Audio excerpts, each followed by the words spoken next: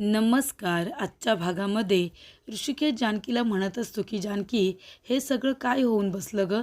म्हणजे नानांनी असं मृत्यूपत्र का बरं लिहिलं असेल? माझा तर या गोष्टीवरती विश्वासच बसत नाही. मी कधीच हे मान्य करू शकत नाही की नानांनी असं मृत्यूपत्र लिहिलं असेल. एक वेळ मी देवावरती अविश्वास दाखवेन, पण नानांवरती अजिबात नाही. मला माहिती आहे हे सगळं कारस्थान त्या ऐश्वर्याचं आहे. हे सगळं ऐश्वर्याने घडवून आणलं. पण तू बघ ना, त्या ऐश्वर्याने आपल्या माणसांना आपल्या विरोधामध्ये भडकवलं होतं आणि आता शहाणे वकीलसुद्धा तिच्याच बाजूने बोलत होते. शहाणे वकिलांजवळ जाताना मी बोलायला गेलो तर एक शब्दसुद्धा माझ्याबरोबर बोलायला तयार नव्हते. आत्तापर्यंत शहाणे वकील आपल्या घराजवळ एकनिष्ठ होते, पण आता आता ते आपल्याजवळ बोलायला तयार नाही आहेत. त्यांनी असं का केलं जानकी? खरंच मला काही कळत नाही आहे. तेव्हा इथे या ऐश्वर्याने हे सगळं जाणून बुजून केलेलं आहे. आपल्या माणसांना आपल्यापासून तिने तोडलं आणि त्याचबरोबर आपल्याबरोबर एकनिष्ठ असणाऱ्या, आपल्याबरोबर काम करणाऱ्या माणसांनासुद्धा ते आता आपल्या विरोधामध्ये भडकवते आणि त्यांच्याकडून कामं करून घेते. तेव्हा इथे जानकी म्हणते, मला माहिती आहे हे सगळं का करते ती आणि हे सगळं का होतं आहे. तेव्हा ऋषिकेश म्हणतं, काय झालं जानकी? तेव्हा जानकी म्हणते, जेव्हा घराचे वासे फिरतात ना, तेव्हा आपलीच माणसं आपल्या विरोधात जातात. तेव्हा ऋषिकेश म्हणतो, जानकी तू असं का बोलतेस? हे बघ, तू खचून जाऊ नकोस आणि एवढा विचार करू नकोस. आत्तापर्यंत आपण किती संकटांना सामोरं गेलो आहे ना. अगं ह्यासुद्धा जाऊ आणि नानांना शुद्ध येऊ दे. काय खरं काय खोटं ते सगळं आपल्याला कळेल. अगं ते मृत्यूपत्र नानांनी लिहिलेलं नाही आहे, ते खोटं आहे. नाना कधीच आपल्याबरोबर असं वागणार नाहीत. तेव्हा इथे जानकी म्हणत असते, नाही ऋषिकेश, आपल्या वाट्याला काही संपत्ती आली नाही, आपल्याला काही दिलं नाही म्हणून मी नाही रडत आहे. मला या सगळ्याने काही फरक पडत नाही. माझं महत्त्वाचं काय आहे? माझं कुटुंब, माझी माणसं, तीसुद्धा माझ्यापासून आता दुरावली जात आहेत. तुम्ही मला सांगा ऋषिकेश, मी अनाथ मुलगी होते. मी इथे लग्न करून आल्यानंतर माझी सगळ्यात मोठी संपत्ती काय होती? माझं एवढं मोठं कुटुंब. मी तुमचं बोट धरून या घरामध्ये गृहप्रवेश केला, पण या लोकांनी मला हात दिला. मी यांच्याबरोबर आनंदाने राहत होते. आईंच्या रूपामध्ये मला सासू नाही तर मला आईच मिळाली आणि नानांच्या रूपामध्ये मला वडील मिळाले आणि सौमित्र भाऊजी, सारंग भाऊजी हे माझे धाकटे दीर नाही तर मला भावंडांसारखे झाले. सौमित्र भाऊजी माझे मित्रसुद्धा झाले आणि मला बहीण नव्हती तर मला शर्वरी वंशांमध्ये माझी बहीणसुद्धा भेटली. तुम्हाला चांगलंच माहिती आहे, ही नाती जरी मला मिळाली असली ना तुमच्याबरोबर लग्न करून, तरीसुद्धा यांची मनं मी जिंकली आहेत, यांचा विश्वास मी जिंकला आहे. आणि आता काय? आता सगळेजणच आपल्यापासून दुरावत आहेत की काय, असं मला वाटते ऋषिकेश. तेव्हा इथे ऋषिकेश म्हणतो, जानकी असं काही होणार नाही आहे. एक दिवस सगळं काही व्यवस्थित होईल. जेव्हा तू या घरामध्ये आली होतीस तेव्हा ही सगळी तुझी नाती होती ना, मग तू जसा यांचा विश्वास जिंकलास तसं एक ना एक दिवस हे सगळेजण तुझ्यावरती विश्वास ठेवतील. तू अजिबात काळजी करू नको. तेव्हा जानकी म्हणते, ऋषिकेश मला या सगळ्याची भीती वाटते. मला असं वाटते माझी नाती माझ्यापासून दुरावत आहेत की काय, मी पुन्हा एकदा अनाथ होते की काय, असं वाटते मला ऋषिकेश. पण मला आता अनाथ व्हायचं नाही आहे. मला माझे आई वडील हवी आहेत. मला माझी आई हवी आहे. त्यांच्याशिवाय मी नाही राहू शकत. हे सगळे जर माझी ताकद आहेत आणि माझं कुटुंब माझ्यापासून दुरावलं ना तर मी नाही जगू शकणार. तेव्हा इथे जानकी म्हणते, मला पुन्हा एकदा अनाथ नाही व्हायचं ऋषिकेश. तेव्हा इथे ऋषिकेश म्हणतो, जानकी नको काळजी करू, असं काहीसुद्धा होणार नाही आहे. हे सगळे तुझ्यावरती विश्वास ठेवतील. तेव्हा इथे आता ऐश्वर्याला आठवत असतं की जानकीला सुमित्राने कशा चाव्या ऐश्वर्याकडे द्यायला सांगितल्या होत्या आणि ती आता चाव्या आपल्या बोटामध्ये फिरवत असते. तेव्हा आजीला तर खूपच जास्त आनंद झालेला असतो, कारण आजी अगदी पहिल्यापासून जानकी आणि ऋषिकेशच्या विरोधातच असतात.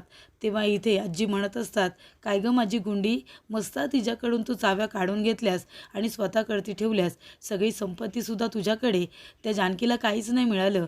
म्हणजे एवढे दिवस कुटुंब करत होती, ना इथे घर मिळालं, ना बिझनेसमधलं काही मिळालं, नाही चाव्या मिळाल्या, काहीच अधिकार नाही दिलेस तू तिला. तेव्हा ऐश्वर्या म्हणते, हीच तर मजा आहे ना आजी. तेव्हा आजी म्हणतात, पण तू हे सगळं कसं केलंस गं, कसं केलंस माझे गुंडे? तेव्हा इथे ऐश्वर्या म्हणते की आजी, जादूगारला कधीच त्याची जादू विचारायची नसते. तेव्हा इथे आजी म्हणतात, पण तू एक चुकीचं केलंस गं. ज्या मुलाने कधी शेतीमध्ये पाऊलसुद्धा टाकलेलं नाही आहे, माझा सौमित्र, माझ्या सौमित्राला तू शेती दिलीस. तेव्हा ऐश्वर्या म्हणते, हाच तर माझा प्लॅन होता ना. जे कधीच आम्हाला मिळालं नसतं किंवा ज्याच्यामध्ये आपला काही हातभारच नाही आहे, ते सगळं आपल्या मुठीमध्ये ठेवायचं. आणि आता तुम्हाला माहिती आहे ना, सौमित्र एवढा मोठा वकील आहे, तो कुठे येणार आहे शेती करायला. सगळं कसं माझ्या मुठीमध्ये आहे. तुम्ही अजिबात काळजी करू नका, मी सगळं व्यवस्थित केलं आहे ना. तेव्हा आजी म्हणतात, हो, सगळी संपत्ती माझ्या तिन्ही सख्ख्या नातवंडांमध्ये वाटून दिलीस ना, याचा मला आनंद आहे. तेव्हा इथे ऐश्वर्या म्हणते, आजी तुम्ही आता फक्त बघा, हळूहळू आता मी काय करते ते. त्या जानकी आणि ऋषिकेशला घरातून बाहेरसुद्धा मी काढते. तुम्हाला सांगू का, म्हणजे नानांनी खऱ्या मृत्यूपत्रामध्ये त्यांच्या वाट्याला थोडंफार दिलं होतं, काहीतरी वस्तू दिल्या होत्या आणि देवघरसुद्धा दिलं होतं. बाकीचं सगळं मी एडिट केलं आणि देवघर मात्र मी त्यांना दिलं. आता तिथे हरी हरी देवदेव करत बसू दे ना त्या जानकीला, आणि नंतरला डिरेक्टली या घरातून त्यांना हकलूनच देते की नाही बघा तुम्ही. तेव्हा इथे आजी म्हणतात, हो ते बरोबर आहे, पण हे सगळं एवढं सोपं नाही आहे, तुला कळतं आहे का. कारण तुझी सासू आहे ना, ती आधी माझी मुलगी आहे आणि ती कशी आहे मला चांगलंच माहिती आहे. अगं ती मध्येच चांगली होते आणि मध्येच ती वाईटसुद्धा होते. तेव्हा इथे आता जानकी मंदिरामध्ये बसलेली असते, देवाजवळ दिवा लावते आणि ती आता देवाजवळ मागणं मागत असते. ती म्हणत असते, रामराया, काय हे असं सगळं घडतं आहे. म्हणजे माझ्या वाट्याला संपत्ती आली नाही म्हणून मला अजिबात वाईट वाटत नाही आहे. मला त्याचा मोह कधीच नव्हता. माझ्यासाठी पहिल्या दिवसापासून महत्त्वाचं होतं ते माझं कुटुंब, माझ्या आई. मला माझ्या आई हव्यात रामराया, मला त्यांचा विश्वास हवा आहे. त्यांच्या मनामध्ये ऐश्वर्याने माझ्याबद्दल हा अविश्वास पेरलेला आहे आणि म्हणून त्या माझ्याबरोबर तुटक वागत आहेत. पण मला माझं कुटुंब परत हवे, मला माझी माणसं परत हवे रामराया, आणि ती मला लवकरच द्या. नानांना लवकरच शुद्धीवरती येऊ दे. हे सगळं ऐश्वर्याने केले. ऐश्वर्याचा खरा चेहरा सगळ्यांसमोर येऊ दे आणि मला माझ्या आईंचं प्रेम हवं आहे, त्यांचा विश्वास मला हवा आहे.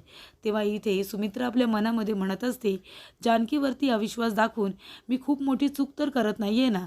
आणि जात असताना तिथे तिचा धक्का लागून एक वस्तू पडते. जानकी म्हणते, आई तुम्ही इथे काय करताय, तुम्हाला काही हवं होतं का. तेव्हा सुमित्रा म्हणते, देवाजवळ दिवा लावायला आले होते. तेव्हा जानकी म्हणते, आई देवाजवळ दिवा मी लावला आहे, पण आई तुम्हीच मला सांगा, तुम्हाला खरंच असं वाटतं का हो की मी नानांना धक्का दिला असेल. माझ्या स्वप्नात तरी असा कधी विचार येईल असं वाटतंय का तुम्हाला. मी कधीतरी या घराच्या वाईटाचा विचार करेन असं खरंच तुम्हाला वाटतं का. आई जर असा विचार जरी माझ्या मनात आला ना, तर देवासमोरच माझा जीव जाऊ दे असंच मी म्हणेन. आई एक गोष्ट लक्षात ठेवा, हे सगळं कारस्थान त्या ऐश्वर्याचं आहे.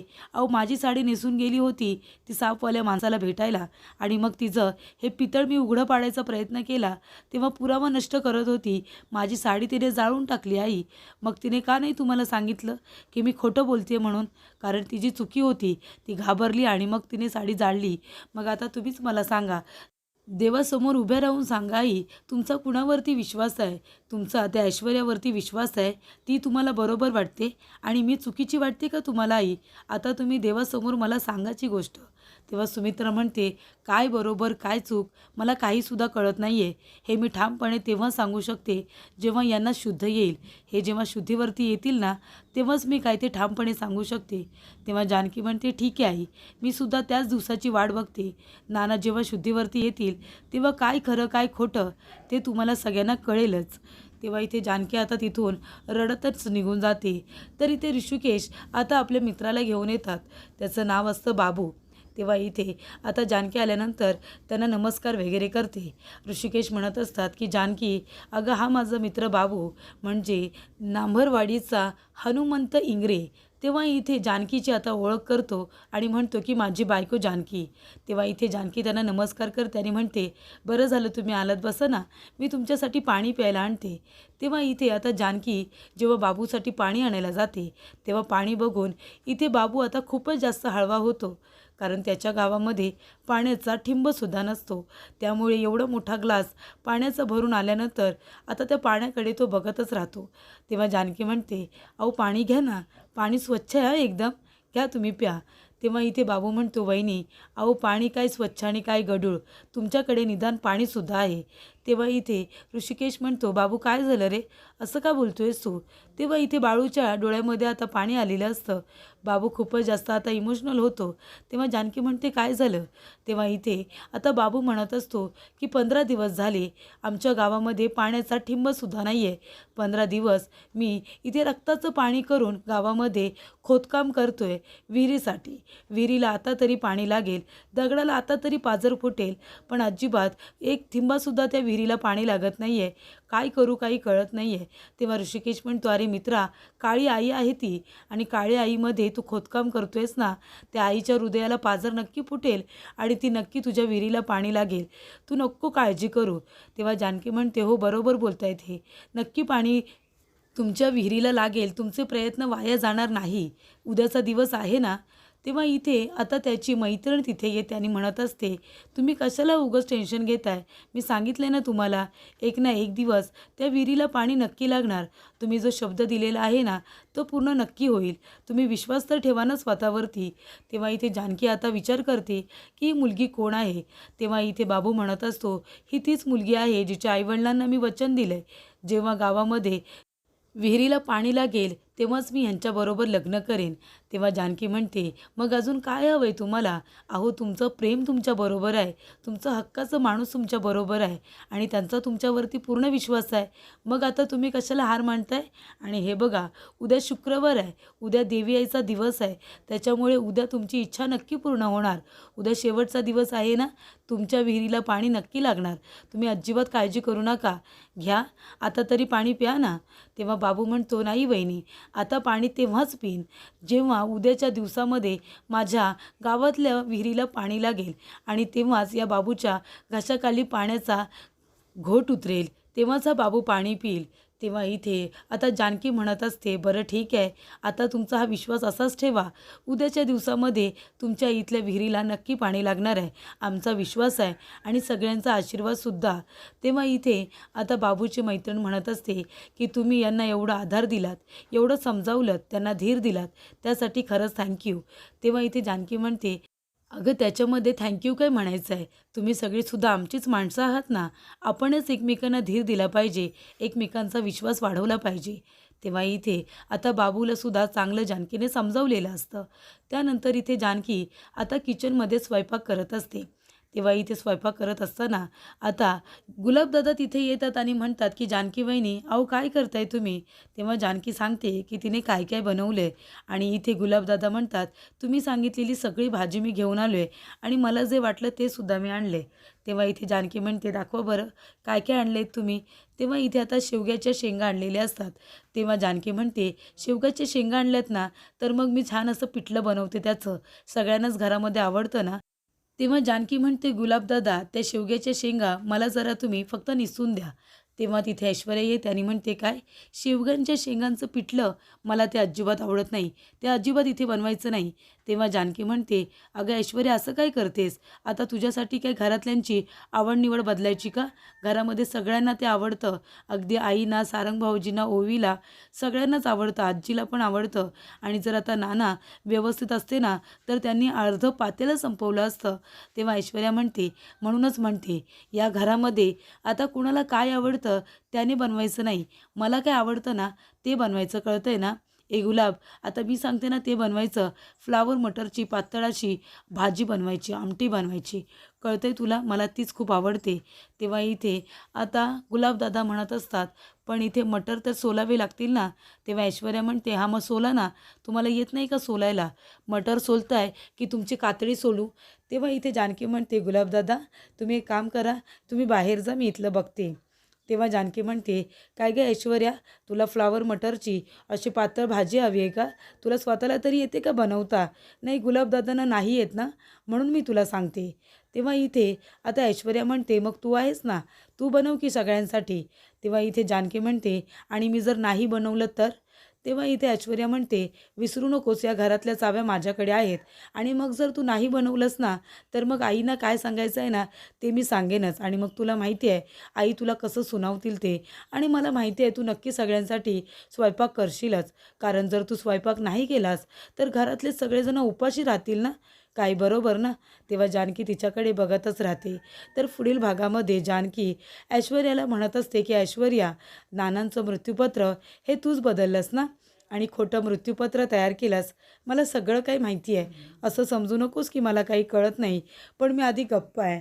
कारण नाना जेव्हा शुद्धीवरती येतील ना, तेव्हा काय खरं काय खोटं सगळ्यांना बरोबर कळेल. म्हणून मी तुला सांगते. तेव्हा सुमित्रा आता बाहेर येते आणि म्हणते, सारंग, ऋषिकेश, अरे लवकर इकडे या. तेव्हा ऋषिकेश आणि सारंग येतात. म्हणतात, काय झालं आई? तेव्हा इथे सुमित्रा म्हणते, अरे नानांना शुद्ध आली, नाना शुद्धीवरती आलेत. तेव्हा सगळ्यांना आनंद होतो. तेव्हा जानकी ऐश्वर्याकडे बघायला लागते. ऐश्वर्या खूपच जास्त आता घाबरलेली असते. तेव्हा इथे आता नाना हळूहळू शुद्धीवरती आलेले असतात. पण ते अजून पूर्वीसारखे पूर्णपणे बरे झालेले नसतात. तेव्हा इथे आता सयाजी विखे पाटील म्हणत असतात की कसं आहे ना बेटा, राजाचं तोंड जर कायमचं बंद करायचं असेल ना, तर आपल्याला पोपटाचा गळा दाबावं लागेल. आणि आता माझ्याकडे खूप मोठा प्लॅन आहे, असं ते ऐश्वर्याला सांगत